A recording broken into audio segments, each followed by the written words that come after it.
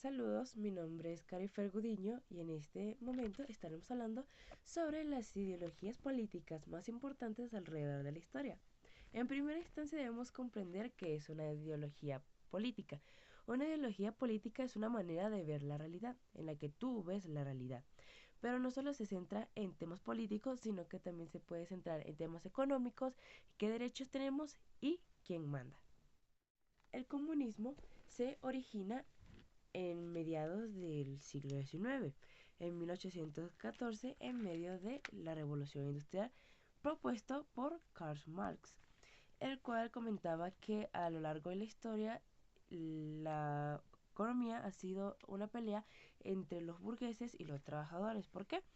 Porque mientras los trabajadores trabajaban en condiciones muy terribles que en algunos casos llegaban a morir, los burgueses disfrutaban del fruto que estos mismos trabajadores creaban al estar trabajando durante todas esas horas. Entonces propusieron que el Estado debería ser el dueño de la mayoría de las cosas, de los transportes, de las tierras, etcétera, pero que garantice los buenos bienestar para las personas que trabajan. De esta manera, eliminando la burguesía y cualquier tipo de clase social, que no existieran las clases sociales y que priorizara la salud de los trabajadores. La única manera en la que veían que esto pudiera ser posible sería con una revolución violenta, ya que a los trabajadores no les daban tanta importancia y los derechos humanos tampoco eran muy relevantes. Anarquismo. El anarquismo es la abolición del Estado y de cualquier autoridad injustificada. Las figuras claves son Pierre-Joseph Proudhon y Mikhail Mokhamen. El anarquismo sugiere que el Estado por naturaleza es opresor, entonces que solo deberían existir comunidades autogestionadas que no están ni amo, ni Dios, ni nada parecido, sino que entre esas mismas comunidades se autogestionen. Mientras que, a diferencia del comunismo, quiere usar el Estado para encontrar una igualdad, el anarquismo reconoce al Estado opresor, que el mismo pueblo, por así decirlo, podría autogestionarse a sí mismo sin necesidad de alguna autoridad más grande que la de ellos. Liberalismo y neoliberalismo. Los padres de esta misma ideología política son John Locke y Adam Smith. En el liberalismo clásico se sugiere que tú eres un individuo único, que tienes libertad, o sea, eres un individuo único con libertades. Tienes derecho a la vida, derecho a tener cosas únicas, o sea, propiedad privada y derecho a no tener una opresión en sí. Simplemente ser libre y vivir tu vida con tus propias pertenencias.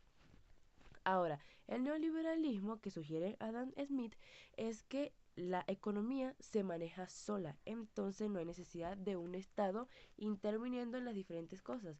El Estado debe ser lo más diminuto posible, ya que sería como una especie de individualismo. Ahora, volviendo a la economía del neoliberalismo, es que todo órgano del Estado funciona bien, pero si es propiedad privada. Eso es lo que sugiere. Privatización de empresas públicas y globalización, ya sea escuelas, algunos otros espacios en el que haya alguna práctica o ejercicio público. Pero ya que en este caso no sería público, sino que sería una privatización y globalización completa, con poca presencia del Estado. Ahora procedemos con el anarcocapitalismo. Anarcocapitalismo. En este concepto se junta el anarquismo y el neoliberalismo, o en sí el liberalismo al extremo. El capitalismo radical y el liberalismo en su máximo esplendor. ¿Por qué? Porque esto es literalmente el mercado con ausencia del Estado. El Estado no va a hacer presencia dentro de la economía. ¿Por qué? Porque sugiere que también las diferentes organizaciones sean privadas a la globalización, que sean privadas y que sea más capitalista que comunista. Entonces cada cosa sería de cada quien y sería muy individual. Pero que dicha ideología podría llevar a muchas diferencias y confrontaciones. ¿Por qué? Porque no habría la diferencia, o más bien no habría esa igualdad en diferentes clases sociales. ¿Por qué? Porque podría hacer que muchas personas sientan una injusticia al no tener tantas cosas privadas o al conseguirlas. Entonces, al personas tener cosas privadas, estas querrían tener más o en dado caso quitarle las privadas a otras personas. Entonces podría generar un desbalance en el mercado y más en las sociedades. Y por último tenemos al fascismo, que a lo largo de la historia ha tenido muchos cambios. ¿Por qué? Ya. Pues el fascismo empezó con Mussolini en Italia entre la guerra. Dicha ideología política tiene ciertas características como el totalitarismo, el nacionalismo extremo y el liderazgo carismático. Bien, esta ideología surgió como una reacción muy violenta hacia el comunismo y la democracia, porque esta ideología no comparte la democracia, comparte es a un líder autoritario. Entonces está la propaganda de que el nacionalismo es lo más importante, no importa el individuo, solo importa la nación y la raza. Entonces, lo que está en el Estado se queda en el Estado.